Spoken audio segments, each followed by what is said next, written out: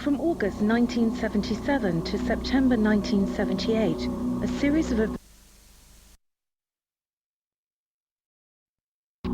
That was a very strange house, and something very strange was going on there.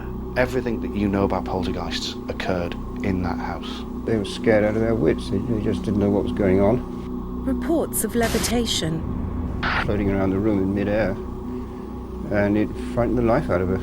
possession. There was no doubt that the voice was coming from Janet herself. Hello, my name's Morris. Let me hear you say it. Morris. Furniture and objects being moved and thrown when nobody was around. A sofa would flip over or a chair would move across the room. Just couldn't document everything on this case. I mean, things happening absolutely all the time. This was unlike any case that had gone before and left a permanent mark on all those that were involved. This is the story of the Enfield Poltergeist.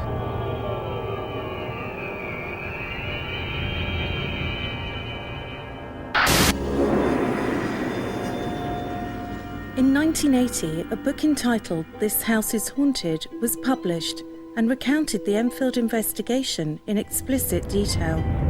However, the book's author, Guy Lyon Playfair, got involved in the case quite by chance. I had experience of a very long and lively poltergeist case in São Paulo, Brazil, and I wasn't really hoping to do any more. We happened to have a lecture at the Society for Psychical Research, which I was a member of, on the subject of poltergeists, as it happened, and I was sitting right next to another new member called Maurice Gross, whom I hardly knew except to say hello to. And at the end of the lecture, Maurice jumped up and said, "I'm investigating a very interesting case right now, and I need some help." And there was a resounding silence. So I turned around and said, "Don't mind helping out for a couple of days or a week maybe." And that ended up 14 months. Maurice Gross was investigating disturbances at the home of single mother Peggy Hodgson and her 4 children. It was a normal council house like 1,000 others across North London. However, on the evening of the 30th of August 1977, this normal family home bore witness to some decidedly abnormal activity. Well, the activity started on the 30th of August 1977. Janet complained that her bed was wobbling, and also her brother Peter's bed was also wobbling as well. And the mother just ignored them, just thought, they're just getting up to stupid stuff. But the following night, things became even more bizarre. On the next night, the 31st of August, that's when other people started to experience what Janet and Peter were experiencing. And quite simply, what happened, it was around about 9:30. Mrs. Hodgson put the children to bed, and then all of a sudden she heard it's like a crash. Peggy Hodgson, the mother, went up to her daughter's room to chastise them for making a lot of noise and for actually staying up late at night. When she went to leave it, a chest of drawers by the door pulled itself out as if trying to obstruct her, and she pushed it back and then it pulled itself out again. Undeterred by that, she tried to push the chest of drawers back against the wall, and she successfully did that, and then all of a sudden it started to move back out again.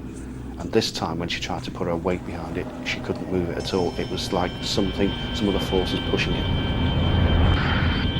Peggy and the children were terrified and, not knowing what to do, turned to their neighbours, Vic and Peggy Nottingham, for help. The Nottinghams didn't really know what to do, for the best. They tried to calm down the Hodgsons, but that was having no real effect because of the things that they experienced. Even on that first night, they consulted with the neighbours, or they went over in terror to their neighbour's house, to Vic Nottingham. He went to investigate and he experienced things. Eventually, I think it was Mr. Nottingham decided that the only people that could really come out was the police.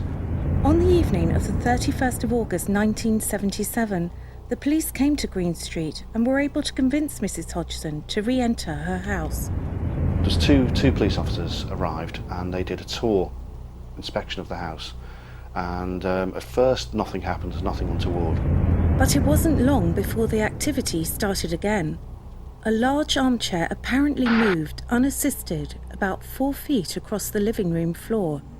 PC Heaps, we've got her recollection of the events on record as witnessing the levitation of a chair, the movement of a chair. I was impressed by the statement made by the woman police officer, because she seemed to have seen something quite clearly, which was a chair that moved, apparently without any propulsion, and she investigated to make sure it hadn't got something attached to it. I thought that was quite a clear, lucid report, and also very courageous of her to speak out when probably she was the subject of a lot of mockery after that. Enfield case was documented from day one when they called in the police. That's not bad, I mean, to get a testimony of a police constable on the first day. When people report seeing things like that to you, that's one thing, but when trained observers like police officers witness these things and then they actually sign written statements, to the effect that, that's exactly what they saw, it adds more weight to these sort of cases. On Thursday, 1st September 1977, at approximately 1 a.m, I was on duty in my capacity as a policewoman when I received a radio message to Green Street, Enfield.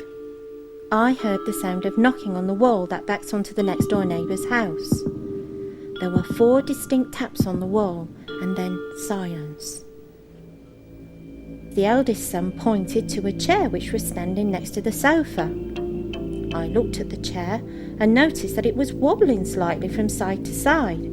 I then saw the chair slide across the floor towards a kitchen wall. It moved approximately 3 or 4 feet and then came to rest.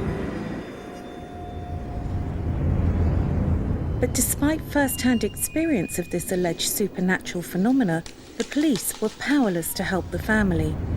They were very considerate, they were very nice to the family and said that this really wasn't a police matter. They couldn't find anybody breaking the law. They were anxious to help if they could, and they really couldn't.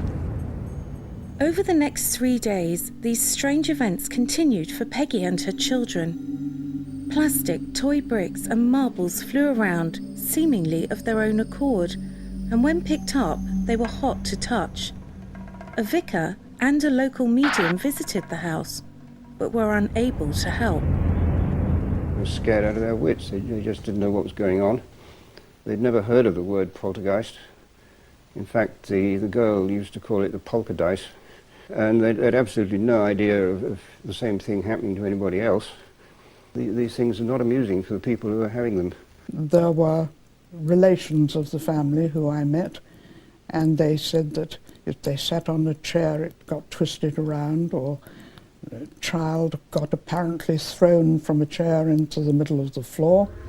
They always come in the same order, which is interesting. It's as if the poltergeist was reading from a script. You start with knocking, rapping on the walls, and then you get small objects being thrown, and then you get larger objects being thrown, and then you get tables and chairs turning over, sometimes completely, flip-flop. The family felt confused, terrified and alone. More than anything else, they were asking, why us?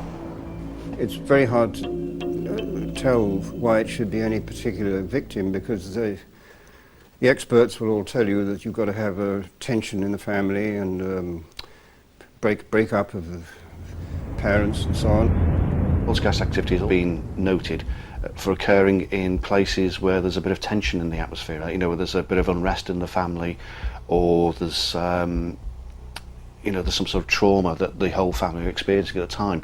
And in this case, with the Hodgsons, that was part of the course. It was quite turbulent, quite negative because of this early split between the parents. There had been a break-up in the family, but then practically every other family is broken up nowadays, but you don't get every other family having a poltergeist. They are very rare.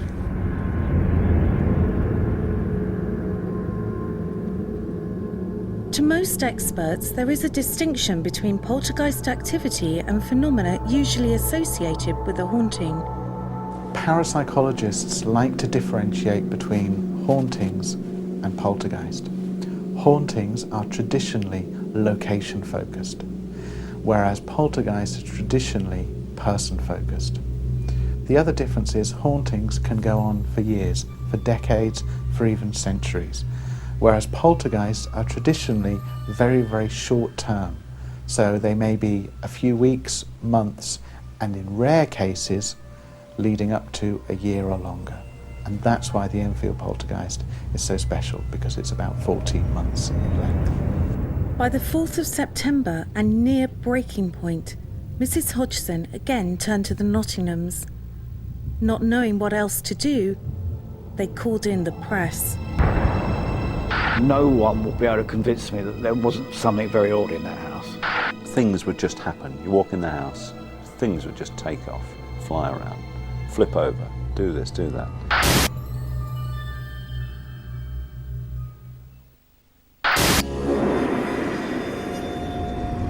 On the evening of the 4th of September 1977, a call was taken at the Daily Mirror recounting almost unbelievable activity at the home of Peggy Hodgson and her children in Enfield, North London.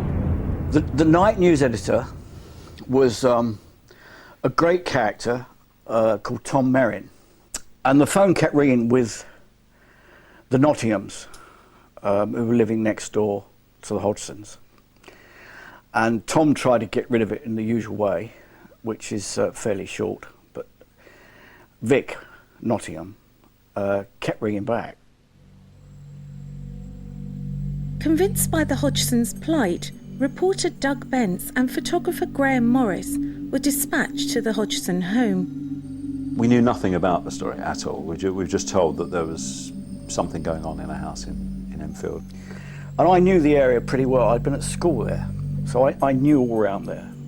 And we found the street pretty easily, and we went into the Hodgsons, met them, and they were clearly in a right old state, the family. But newspaper people are very sceptical, and they were clearly very distraught, but nothing happened at all. According to Playfair's book This House is Haunted, as the newspaper men were leaving, the activity picked up again.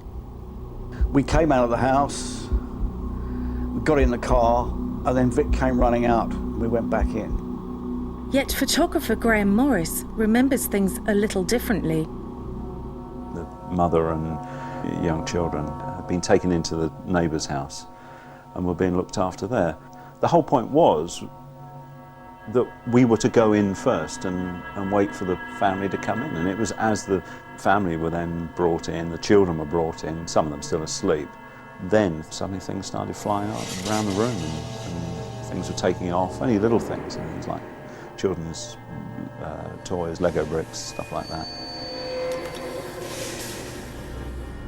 Regardless of which testimony is correct, both newspaper men agree on the bizarre events which followed. The two girls were screaming. I hesitate to use the word paranormal. Something was going on there, and Graham was hit by a brick, and Lego bricks hit the wall, and I have no doubt that happened.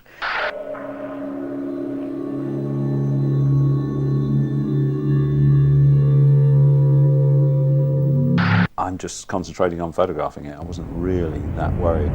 There were things that were just bouncing off walls or flying around, and then suddenly a Lego brick on it was quite a sharp corner on a Lego brick, whacked me in the eyebrow, and left a mark there for a few days. Lucky it didn't hit me in the eye. These photographs were taken around the time of Morris being struck. It was quite weird. It was quite upsetting. It was disturbing to be in there, because certainly if you've got no answer to anything, you've got no reason for any of it to have happened. It's not logical. They could have, of course, been flicked by somebody, but the position of the people and the force of the brick and the angles were wrong. I could see it as if it were yesterday. I could see the people in the room, and no one will be able to convince me that there wasn't something very odd in that house. A senior reporter at the time was so impressed with what Bence and Morris told him that he followed up the story himself the very next day. We couldn't offer the services to deal with this. We didn't have the facilities. Or we could get the story and we could get photographs, but we couldn't do anything else. There was growing concern amongst senior Mirror reporters for Mrs. Hodgson's well-being. In an attempt to aid the situation, they called the Society for Psychical Research, the SPR. The Society for Psychical Research was set up in 1882 to investigate those faculties of man, real or supposed, that are not explicable on any generally recognised hypothesis. It doesn't have any fixed ideas or opinions, and anyone can be a member whether they actually believe in paranormal phenomena or not, but of course obviously most of us are convinced that there is some reality in these things. The SPR assigned the case to one of their members, Maurice Gross. Maurice, who unfortunately passed away summer 2007, was an inventor. When the Enfield Poltergeist case started, Maurice Gross was kind of a fledgling investigator. But he went into the case actually with a very objective mind. He initially interviewed the entire family and was always thinking about alternative explanations and questioning everything. It's interesting to see a guy turn up with a handlebar moustache looking like a World War II fighter pilot and driving an E-type Jag and then being there for the Society for Psychical Research. You don't think that the two go together. He went out of his way to befriend the family. He was not after an easy, quick answer. Despite his level-headed approach, Gross was soon convinced the phenomena was genuinely paranormal. Not long after arriving at the house, he himself was witness to strange occurrences.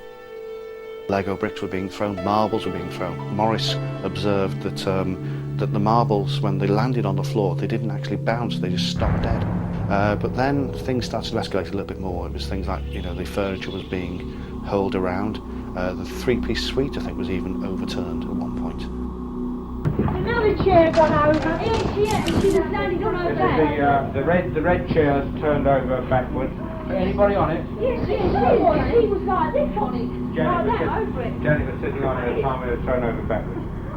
But each stage in the Enfield Poltergeist case, you've got witnesses from very different backgrounds being brought in.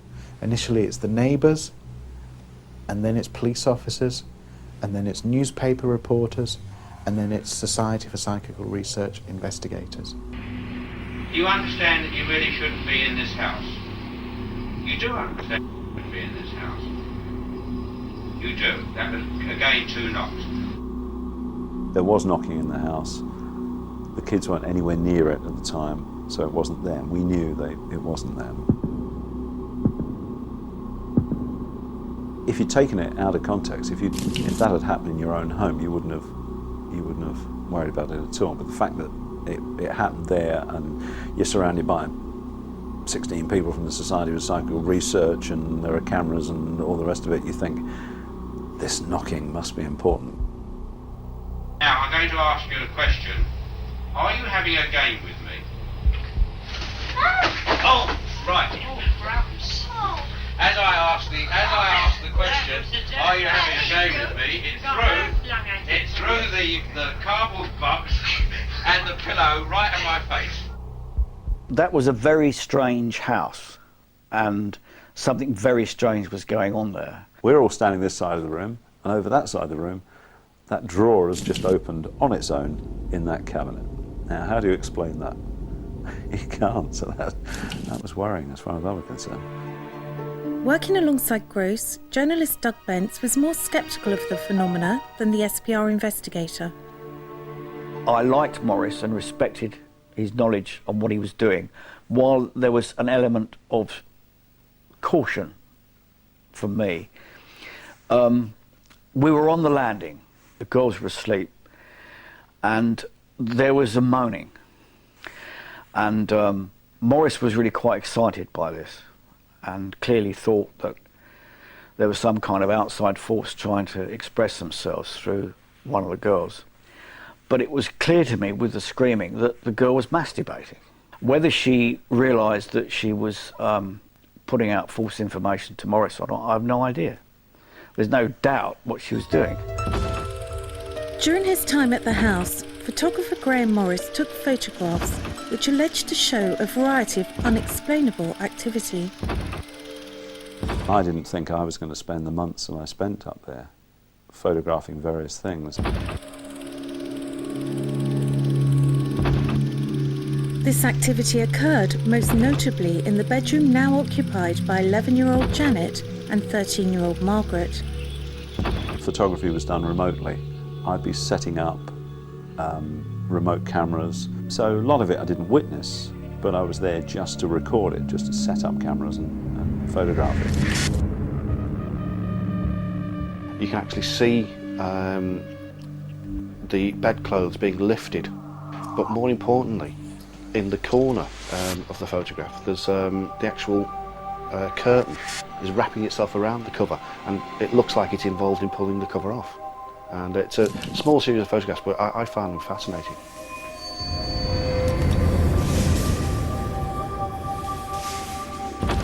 Although the photographs are compelling, some argue that they are far from definitive evidence of paranormal activity.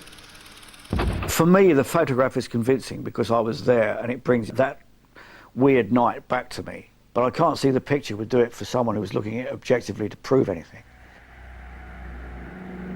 As the apparent phenomena went on, Gross soon realised he would need help to document the sheer volume of activity, and was soon joined by Guy Lyon Playfair following that chance meeting at the SPR. Guy was an SPR member with a little bit more experience in investigating cases.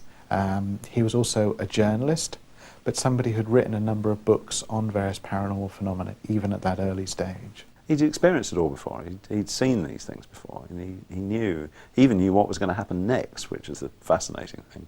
But he made a point never telling it, which is quite frustrating. That, because as a photographer, it'd be quite nice to know what's going to happen next, so you can get ready for it. The atmosphere was one of absolute confusion, not knowing what on earth was going to happen next.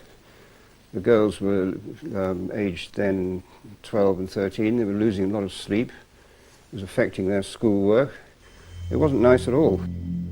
However, as the strange events continued, questions started to be asked about Mrs. Hodgson's motives. There were suggestions at the time that they may have fabricated this scenario in order to get themselves a better house. My first trick question was, would you like us to ask the council to rehouse you? And she said, no, no way. I don't think Peggy Hodgson had the ability to carry that off, and if she had the ability, I don't think she'd have done it. As bizarre occurrences continued to plague the Hodgsons, they were about to find themselves at the centre of a media sensation, and their reputations, along with that of Maurice Gross, were about to be called even further into disrepute. The girls did play a few tricks. I'm sure they were under pressure to perform. I wouldn't have taken the girls' words for anything at all.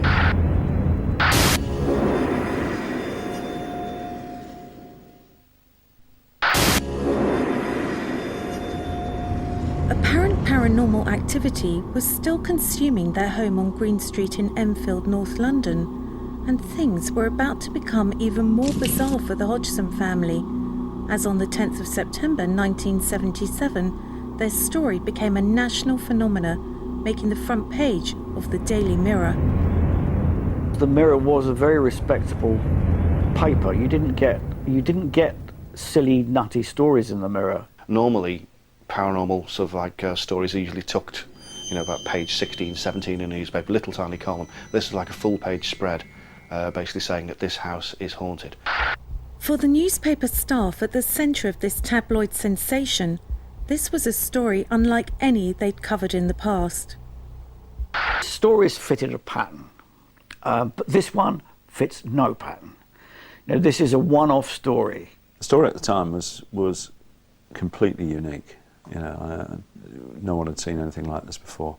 Each time a representative from the media actually visited the house, they each seemed to have their own personal experiences. And it gave it a more personal edge rather than just kind of a step back, objective reporting about what happened.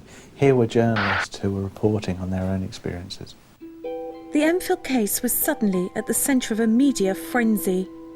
Yet there arose claims that some members of the press were intent on exposing the story as a hoax, and the Hodgsons as liars. Several newspapers sent people up there. We had the sort of clever ones who tried to bribe the children into confessing. Two papers did that. They were offered huge sums of money by the 70s standards, and it didn't work. However, to many, the motives for the press attempting to bribe the family weren't clear. An expose of fraud in a paranormal case is not so interesting as the real thing. That a story showing that there's a teenage girl who's surrounded by poltergeist activity is a lot more of a seller than teenage girl fakes poltergeist activity. If you step back and think about a generation ago with the media, you didn't get paranormal stories. So discredit it, shoot it down. The Mirror's, what's up to the Mirror? What are they doing, running ghost stories? Let's take this apart. As the media continued to turn up on their doorstep, the Hodgsons struggled to cope. And I just wouldn't have brought more trauma on that family. They had this bloody unexplained phenomenon, which will say, which is now pretty well documented as a poltergeist. A mother who was not in good health. You don't want to bring a load of bloody tabloid journalism banging on the door. It's just awful. They're in a mess. They need help. As the media presence continued, rumours persisted about the authenticity of some of the phenomena, and in particular, the part played in the events by Peggy's daughters, Margaret and Janet. I'm afraid at the time I wouldn't have taken the girls' words for anything at all, because it was clear that they were really having a good time, and it was very nice for them having Morris there. He was like having a sort of substitute father. In terms of whether Janet and Margaret actually faked anything between themselves, there is no doubt that that's what they did. I think inevitably, with the continual media interest, they were encouraged to perform. I don't think Mrs. Hodgson would have approved of that, but I'm sure they were under pressure to perform. And I think both girls have admitted subsequently that they did. I think they said that whenever they faked anything, that Morris or Guy or both of them always knew about it. The girls did play a few tricks, as I would have expected. Children learn everything by imitation, so if they wanted to imitate the phenomena that were going on, that's quite normal. It doesn't avoid the fact that what they were imitating was genuine, which of course it was, because how would they know what to make up? I mean, they'd have to fake the right effect of something that had been recorded before, because a poltergeist has got a very limited repertoire. They've got about 18 to 20 tricks, and that's it. So much of the real stuff was happening, and how you distinguish is really quite easy. I mean, if you're sitting in front of me now and I get up and this chair suddenly follows me across the room and turns over, I don't think you're going to suspect trickery. Margaret and Janet's pranks were doing little to help legitimise the case. Skeptics were asking, if real paranormal phenomena is occurring, why should they feel the need to fake? Why did they bother to fake when some genuine things were happening? I think there are a lot of mediums, in fact, who do that, to keep things going. But therefore one mustn't always feel that if a medium has cheated, that's the end of the medium. I think sometimes it's a case of priming the pump. You fake something and then something genuine happens. It doesn't take a rocket scientist to work out that evidence of fraud weakens the real evidence. Gross and Playfair, convinced the Hodgsons were genuine, continued to record an enormous amount of unusual occurrences. A lot of activity in the bedroom, the girls being sort of shaken and bounced up and down and thrown out of bed. We even had a box of matches caught fire, or rather was burned on the top, without the matches themselves igniting. The heavy leather armchair flipping over backwards was quite definitely the most impressive. It was broad daylight and it was right in front of my nose, and nobody was anywhere near it. However, as the investigators spent more and more time with the family, doubts concerning Gross's objectivity began to surface. 2 investigators spent an extraordinary amount of time in the house, far more really than in most cases. Morris, as always, came out with instant reasons for everything happening, and it was all always attached to something to do with poltergeist. Morris certainly considered it the most fantastic thing that had ever happened. I was very wary of his initial observations because he wanted to see things. After a while, maybe I'm cynical or whatever, I just find it was a bit too wanting to read too much into it. Morris accepted as genuine a lot of phenomena that he did not personally see, and accepted the word of the family for a lot of things. If you're a member of something like the Psycho Research Society and you believe in the paranormal and you want to see paranormal manifestations, you'll find it. Gross had suffered a bereavement barely a year earlier, and some thought that this was causing him to place too much faith in the Hodgson's claims. The whole affair was a very big thing in Morris's life, because he'd lost his own daughter, also called Janet. This to him was really proof of the paranormal, and probably proof to him of survival too. Well, I thought for Morris to have lost his daughter a year before, it's got to have been in the back of his mind, I would have thought. To try and speculate that he may have lost all objectivity, I don't think it's a very good explanation. Morris, from a very early point in the investigation, was looking at this very much as a poltergeist case. He was looking at it as possibly occurrence of psychokinesis. At no point in the case was there any sort of confirmatory aspect for Morris that Janet was trying to communicate with him, or that in solving this case it would help him deal with the loss of his daughter.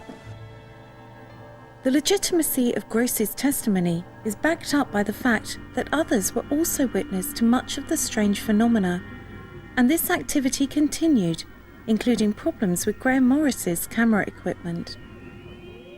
Graham Morris, the photographer, a very highly experienced professional Fleet Street man, he charged up his flash guns one night, and when he started taking pictures, found they'd all discharged at once, which is pretty unlikely. In fact, it's not possible. I had a flash gun, or maybe even 2 flash guns that were fully charged, always fully charged before getting there, and then trying to use not 1 but 2 of them, and the power drained from them, and that was, I couldn't answer that. I mean, there was no reason for that. I'd never seen it happen before. It's certainly never happened since.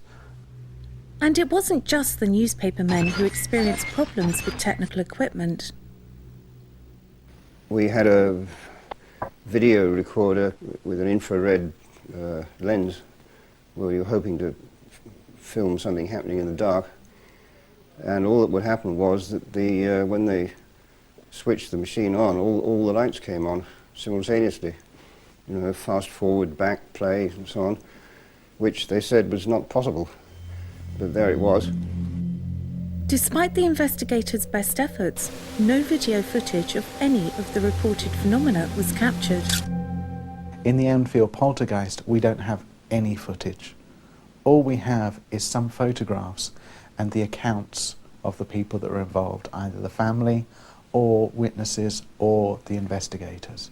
If I could go back with the gear that you have now, the equipment, the technology there is now, you'd be laughing. You'd either photograph everything or you'd show it all up completely to be fraud if that were the case, which I doubt.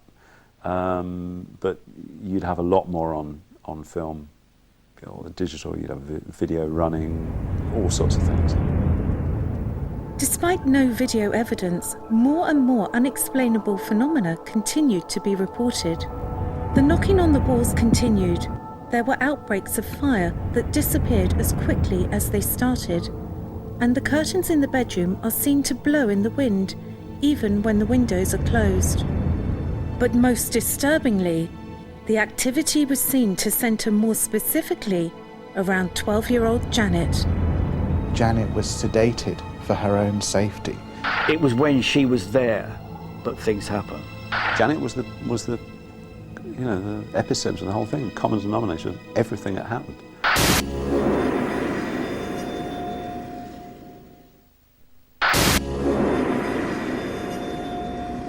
Following the extensive media coverage, by November 1977, the Enfield Poltergeist was the most famous paranormal case in British history, and the family were now minor celebrities. You ended up getting more and more people coming to the house just to witness things. It ended up like a sort of Victorian sideshow, the Elephant Man almost. It must have been awful for them. Life itself was difficult without having a poltergeist, throwing its weight around the place, throwing its energy around the place. And it was becoming increasingly obvious that one member of the family in particular was at the centre of the activity. Janet was always the focal point. It was when she was there that things happened. So when she was there with her sister, her brother, her mother, the Nottinghams, it was always Janet when things happened. Janet was a very lively kid, very athletic, pretty well behaved, I would say. She was always very polite with us. She was good at school. She was learning quite a few subjects and seemed to get on well with everybody. She was a very normal child, yeah. I mean, there was nothing odd about her in any way. She was good at school. I used to help her out with her homework. She was doing, I think, French and German. Sorry about the others, but I mean, she was the brightest of the family. Numerous small objects used to fly around near her, and on more than one occasion, heavy chairs and sofa would flip over when she was around. And yes, she saw it all. She'd come home from school with stories about how things were happening in the classroom. She'd go down the shops and cans would fly off the shelf in the local supermarket. Janet was the epicenter of the whole thing, common denominator of everything that happened. So why did these events apparently focus on a seemingly normal young girl? There's a popular belief that poltergeists are related to the age of puberty. It seems to me that it must have something to do with a sudden extra release of energy, which the onset of menses presumably releases. And don't quite know why this should be significant, but it's been noted often enough to make it pretty well accepted. Usually you find the activity centres around prepubescent children, children just about to go into puberty. It seems to be centred around the hypothalamus in the brain. That seems to be the area of the brain that sort of lights up when paranormal phenomena is occurring. And so it's no real surprise to then say that there's a child going through an emotional change, a chemical change as well. Could this be the prime conditions, this sort of chemical driving sort of thing that creates side effects, PK effects in people? The focus of the poltergeist activity, in this particular case Janet, may be consciously or unconsciously causing the phenomena using psychokinesis. I'm sure it was a subconscious cry for help. It seemed to me like she's trying to communicate with Dad who isn't there, Mum who hasn't got time to talk back, brother who isn't there, other brother who can't really communicate with you, sister who cries at the drop of a hat. Who'd she talk to? In December 1977, the activity around Janet became even more pronounced. Oh, the main event, without any doubt, was that the day when Janet had her menarche for her first period. Our colleague, who was a student of physics, he was very interested in this idea of matter passing through matter, and he took this cushion into the bedroom, as I recall, and asked Janet to see if she could get it downstairs without opening the door, which would be very good evidence. The next thing we knew was that it was on the roof.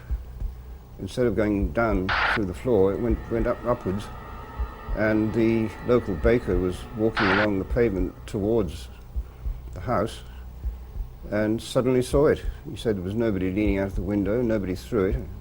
One minute it wasn't there, and the next minute it was. According to eyewitness reports at the time, a large red cushion materialised out of thin air above the Hodgson house. You're suddenly confronted with something like that. It's a terrific shock to the system. I mean, you know it can't have happened, but you know it did. And I got it down with great difficulty, I may say. I nearly fell out of the window. And there's just no way that I could have got that cushion onto the roof normally. And if I couldn't, I don't think a 12-year-old girl could either. However, the day's strange events weren't over yet. On the same day, a colleague of ours asked Janet deliberately if she could make something go through the floor to the room below. And the next thing we knew was that Janet claimed to have floated into the house next door through the wall. And she described the neighbour's bedroom, where she'd certainly never been, quite accurately, and said she'd left something behind in there. So we made arrangements when we could to go round, and sure enough, there was a book belonging to Janet in the neighbour's bedroom. I met Mrs. Nottingham from next door, and who I must say did talk about some pretty hair-raising things. Well, it sounded rather as if some book that ought to have been in the Hodgson house ended up in her house, and things came through the wall. Oh, suitably enough, the book was called Fun and Games for Children, which was quite appropriate. But there's just no way at all that she could have got in there normally. The house was locked, the neighbour was out, and you couldn't get through the window, you couldn't even get up the chimney. We checked that, it became blocked off. And yet the book was found next door, so it had gone through the wall. It does stretch credibility, doesn't it? You know, it sounds absolutely fantastic to think that a child can, dematerialise or go through a wall and deposit something and come back. We have to rely on the people there at the time. We can do nothing more than just take their word for it. But with the weight of everything else that was reported by other people, then it doesn't surprise me in the least that these sort of things were reported there. Just when things seemed they couldn't get more bizarre, they did.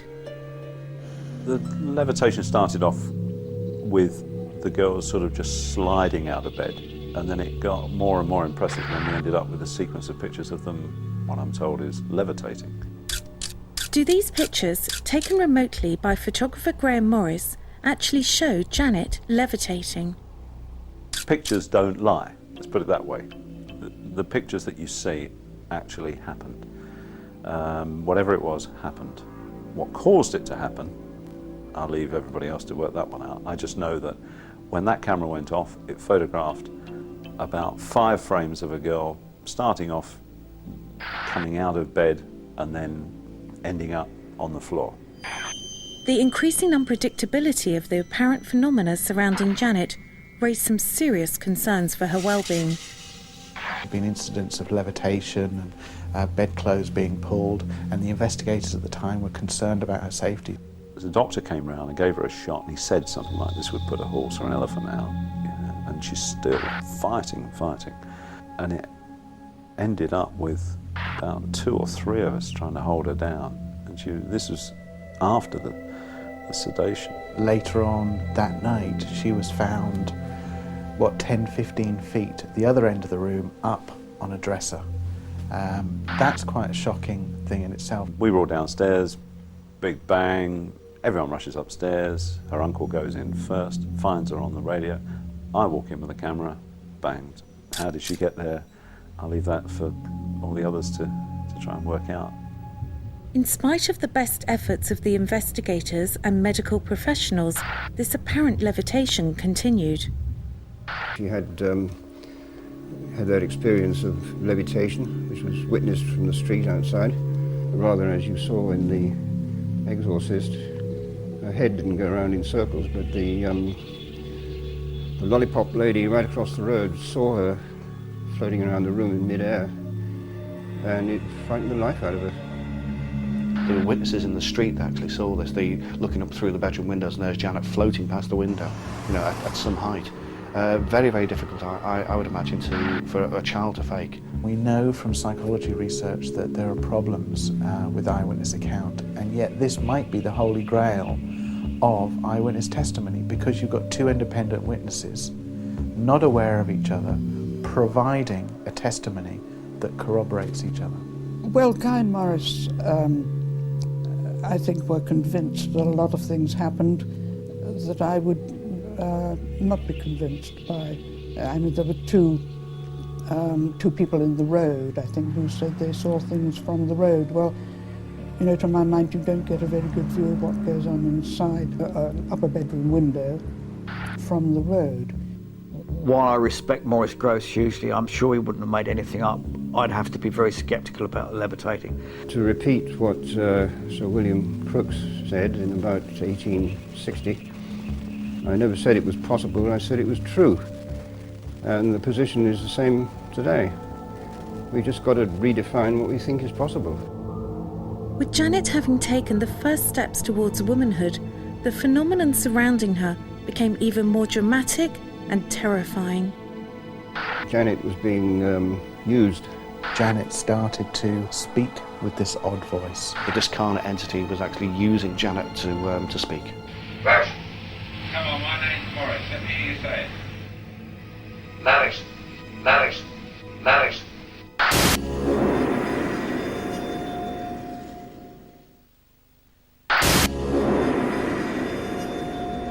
As the phenomena surrounding Janet increased in its severity, this voice was heard, seemingly coming from the 12-year-old girl. Rush! Larry's.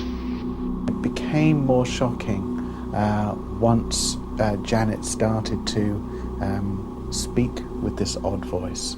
This extraordinary bass male voice would come out of Janet, at the age of 12. We did some quite careful study. The first thing we did was to get in a local speech therapist who heard it and said she had absolutely no explanation, and she was totally freaked out, and she just didn't know what to make of it.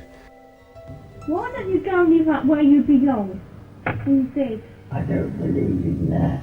You don't believe in it? Why? I'm not a heaven man. A very senior professor from Birkbeck College who specialized in laryngology, study of throats, and he kindly lent us a very high-tech laryngograph where we managed to make a chart recording of this voice and show it to him. And he took one look at it and he said, "Oh yes, plica ventricularis." And in common language that means the false vocal folds. Folds of membrane which sit behind the true vocal cords, the false vocal cords, are of limited use in normal vocalization. We got an enormous variety of stuff ranging from absolute rubbish to rather disgusting obscenity to what sounded like very much like genuine messages from people who were lost and confused and didn't know where they were. I'm not a heaven man. There were claims from some that Janet was utilising a form of ventriloquism to create this voice, so a professional was called in, to the surprise of the Hodgsons, to test out this theory. Ray Allen, the TV ventriloquist, was brought along to sort of say, well, you know, that sort of tone of voice couldn't come from a girl of her age. George came up to me and said that they've got a ventriloquist involved, and I threw my hands up in horror. I was totally opposed to that and wouldn't have anything to do with it. You can completely rule ventriloquism out, mainly because that also involves our normal vocal cords. Ray Allen's visit threw little clarity on the situation, and the strange voice continued. Most people really can't keep it up for very long because you get a desperately sore throat. But young Janet could chatter away like this for hour after hour without even clearing her throat. There was no doubt from some of the witnesses that the voice was coming from Janet herself. But it's interesting when you speak to experts about where that voice came from, that it came from the false vocal cord, that if you try and do that yourself, for even an hour or two at a time, you can start to lose your voice. And remember that she was doing this periodically over the course of several weeks for an hour straight. I've actually played with my false vocal cords on a number of occasions, and yes, you do get very, very hoarse in a matter of seconds. I don't believe in that. I did witness this, the voice from Janet, or wherever it came from. It just sounded like a girl putting on a gruff voice to me. I just thought it was sort of, okay, well, everything else is gone now. You know, we've finished with the Lego bricks flying around, all the chairs have flipped up, and we've done the levitation, we've had the knocking.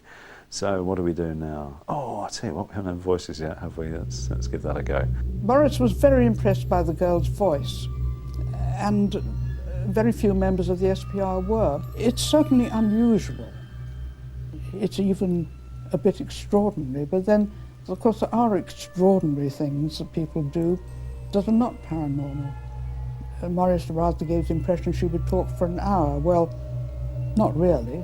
She would talk in short bursts, and then there'd be silence, and then somebody else would say something, and then she'd start again. Well, aren't you a heavy man? Bill, and I am 72 years old. While there was some scepticism about the authenticity of the voice, support for its legitimacy came from a surprising source. We got messages from one of the former inhabitants of the house who came up with an extraordinary statement that he said he died in the chair in the living room downstairs after going blind. And I have come here to see my family, but they are not here now. There's some substantial evidence to support the fact that there was a previous occupant of that house called Bill, and it did appear that his character was actually coming through Janet. At the time, nobody purported to identify this old Bill who would talk, but later I think someone came forward and said that someone like that had lived in the house. Maurice Gross was contacted by the son of the previous owner who'd read my book, This House is Haunted, and said, hey, that sounds like Dad. So he got in touch with Maurice Gross and listened to the tape, and he said that's absolutely true. He did go blind, and he did die in the chair in the living room. And this was long before the Hodgson family moved in, so they'd never met him. And I found that pretty compelling. I think that was evidence for what known in the trade as earthbound spirits, people who don't realise they're dead, or else they don't want to leave the last place they were on Earth. Bill, I am 72 years old. Could this actually be the voice of Bill, the former occupant of the house? If not, what are the other explanations? On Green Street, there could have been countless neighbours that may have been aware of Bill's passing in that house before the Hodgsons were there, and that information could have easily got to the Hodgson family. It's a long street, people live there a long time, the police were there, the vicar was there, you know, it would be very easy for the girls to pick up bits and pieces and absorb that, either knowingly or unknowingly. She didn't actually say anything particularly interesting. Most of it was just sort of gabble and burble and bad language, and I think a lot of people just thought she was enjoying herself. So I've never been impressed really by anything to do with the voice. With the phenomena becoming more and more extreme, many started losing faith in the investigation. The family, a very basic family. Mother didn't really know what was going on. She would accept whatever anyone would say to her, that this was for the good of the family, this was for trying to solve this problem, or whatever. Maybe it would just go away if we all left. We don't know. But by this time, it became a laboratory. It ceased to be her home. It was becoming increasingly obvious that Gross and Playfair's enthusiasm for the case wasn't shared by others, and a gulf was growing between the Society for Psychical Research, the SPR, and the investigators. Well, the people who believed most firmly in Enfield were the people who actually had spent most of the time investigating, who were Maurice Grosse and Guy Playfair. And there weren't many other very enthusiastic supporters among the members of the SPR. They actually, frankly, didn't believe a lot of the phenomena. And so what you might call a sort of anti-Enfield faction arose. It wasn't easy at all, and we did get help from our own colleagues that we would have liked. And an awful lot of evidence went unrecorded because we simply couldn't get to it. The SPR thought that it wasn't really handled as properly as it could have been. You know, the press, radio, TV all got involved. I think they thought it ended up as a bit like a circus. But the one thing that they didn't really take into account was that that the media weren't invited via Maurice or Guy. The media were all invited by other people surrounding the case. So I think they were treated quite badly actually by the SPR in that case. The SPR set up the Enfield Poltergeist Investigation Committee to re-examine the case. One of the committee members was Mary Rose Barrington. I was a member of a small committee that was asked to make a report on all of the people who had investigated at Enfield. It's very unusual for the investigator himself to be investigated. Despite the SPR's scepticism, at the Hodgson home the alleged phenomena continued. In July 1978, 10 months after the activity began, Janet was admitted to hospital for medical testing. A friendly psychiatrist, Dr. Peter Fennick, who examined her absolutely exhaustively from head to toe and couldn't find anything wrong with her at all. That was very gratifying to know that, because we weren't really quite sure. We didn't know what kind of history Janet might have had of mental disorder and so on, but she had absolutely nothing wrong with her mind at all. Very good shape. With a clean bill of health, Janet returned to Green Street, where things had quietened in her absence. The family now took a short holiday. In their absence, the Hodgson home was looked after by Mrs. Hodgson's brother, John Burcombe, who made the assumption that in Janet's absence the phenomena would cease. However, he was about to be proved wrong, and in spectacular fashion.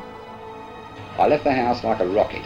I was scared. I came back and said to my wife, I said, I'm sorry, no way do I go in that house again on my own. The bleeding place is haunted.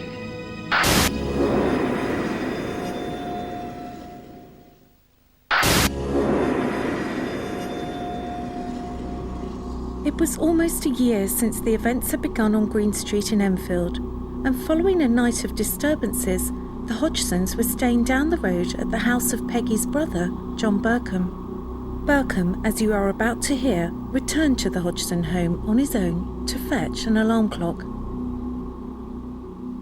I came down to the house was in darkness, nobody was present except me. I walked up the stairs to go into the bedroom to get the clock.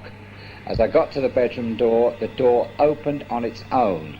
I saw the knob on the door twist, like somebody was turning the doorknob from the other side.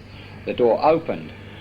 As I walked in the room, the door closed behind me. How did it close? It just closed like the door closing and going bang. It wasn't slammed. It's just like a door closing on its own. I collected the alarm clock. I turned around, walked towards the door handle turned on its own and opened wide enough for me to walk out normally. But having this happen a second time, I must be perfectly honest, under actions from my house, that's it. And I trotted down the stairs and shot home. Yeah. In these interviews, personally recorded by Maurice Grosse, Burcombe relives his experiences at the Hodgson home. And while the family holidayed in Essex, Burcombe had a particularly disturbing encounter. I saw, sitting at the living room table, a man. He was sitting with his back towards me, sitting on the chair at the table. He had a white with a blue striped shirt on. Grey hair, not too thick. I looked at him, and it went through my mind to say, what's your bleeding game, mate? Where'd you come? What are you doing in here? You said nothing, you I just thought it. I thought this was thoughts that went through my mind. I suppose in all honesty I was about to say something, but I sort of then realised the house I was in. I closed my eyes like a blink for a couple of seconds, opened my eyes, gone. I left the house like a rocket. You didn't stay for it? I did not stay at all. Were you very scared? I was, well... You were very scared? I was scared, and quite honestly, I came back and said to my wife, I said, I'm sorry, no way do I go in that house again on my own. The bleeding place is haunted. Similar experiences of alleged apparitions were reported by the family throughout the summer of 1978. Yet these claims were unusual for a poltergeist investigation, and many were dubious of this later phenomena. After a while, it was almost as if something had to be produced. You know, there were so many people coming through the house, you can't let them down. I can't put my hand on my heart and say anything's right, because I wasn't there. And it's, it's second-hand information. After over 12 months of activity, Gross and Playfair finally seemed to be making headway in bringing closure to the Hodgsons. We had visits from a Unitarian minister who was a friend of mine, who was very, very nice and really just tried to calm the family down and so on. Maurice Gross used to do a prayer which he felt was helpful. I used to do kind of spiritist exhortations of the kind that I'd learned in Brazil, and I think they helped. I was contacted by a Dutch friend, a reporter for the Dutch paper Die Telegraaf, and he said, I've got a friend who's a medium who says he can stop these things. Would you like me to bring him over here and stop it? And I said yes. The medium, whose name is Dono, he's quite well known in Netherlands. He doesn't speak a word of English, unusually for a Dutchman. He bought Janet an ice cream and chatted with her mother through the interpreter, and then went up alone to the bedroom where he stayed not very long, I think about 20 minutes. And then he came down and said, that's it. I mean, I forget the exact words. I mean, they were in Dutch, but what they amounted to was, it's gone away. And sure enough, it had. I mean, that may have been a brilliant demonstration of the power of suggestion. But I don't care what you call it, it worked. So after 14 months, the events at the house on Green Street had ended. But what had caused these occurrences? And would the alleged poltergeist return? I'm pretty sure in this case it was the family and not the house. We didn't find any evidence that there was anything unusual about the house at all. No, there hadn't been any previous reports of trouble, and it was quite an old house. I think it was built in about the 20s. I don't think anybody's in control except the poltergeist. I mean, they do things their own way. You ask them to do something, they do just the opposite. I mean, they're not there to enlighten you, they're there to cause problems, which they certainly do. So it's operating now. Well, to be honest, nobody can quite explain why they come and nobody can quite explain why they go. There are various theories about this, about some kind of human frustrations or some kind of energy that one hardly knows about. And there was a very, very minor outbreak about 6 months later, which only lasted a very short time, day or two, I think. And since then, nothing. While things were returning to something approaching normality for the Hodgsons, they were just getting started for Barrington. In compiling the Enfield Poltergeist Investigation Committee report, she spoke at length to all those involved in the investigation. I personally, like most other members of the society, got involved at a rather late date.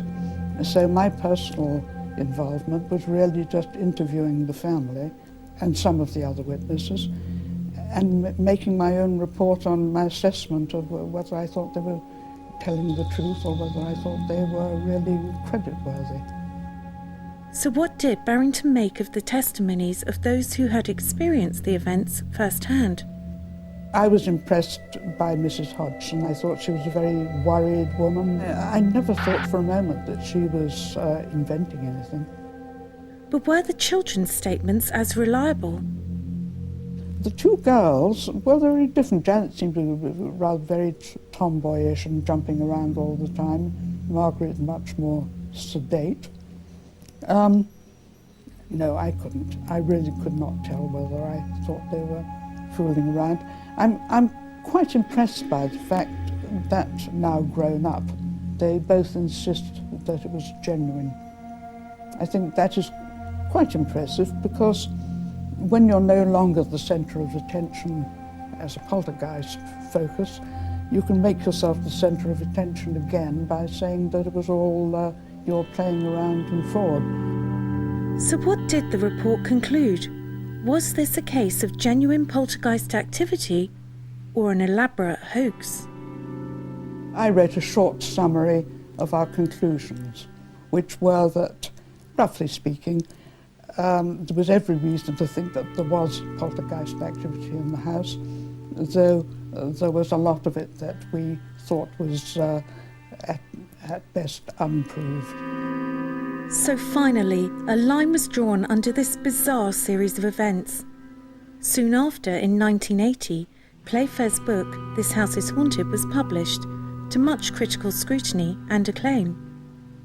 I think it's an important landmark book for all investigators, because it catalogues from the very start to the very end of the activity that occurred, and it's not done with any glamorisation or any sensationalisation. The story's just told as it is.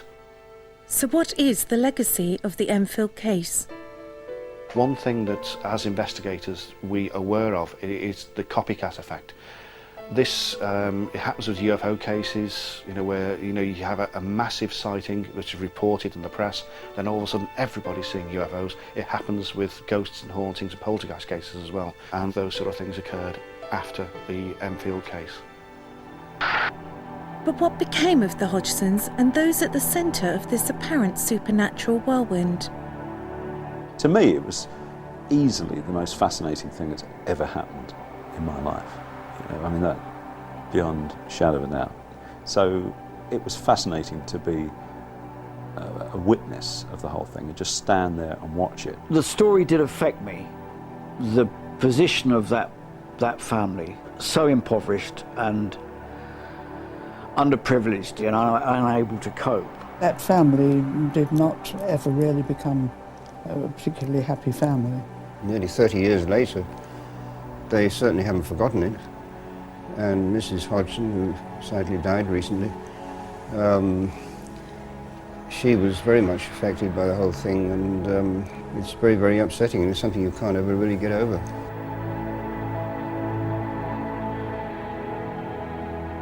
The Enfield Poltergeist changed the way the public perceived supernatural phenomena. It opened people's minds to the idea of a world beyond their own and made the nation ask, if this can happen to a normal family in a house in North London, then could it happen to me?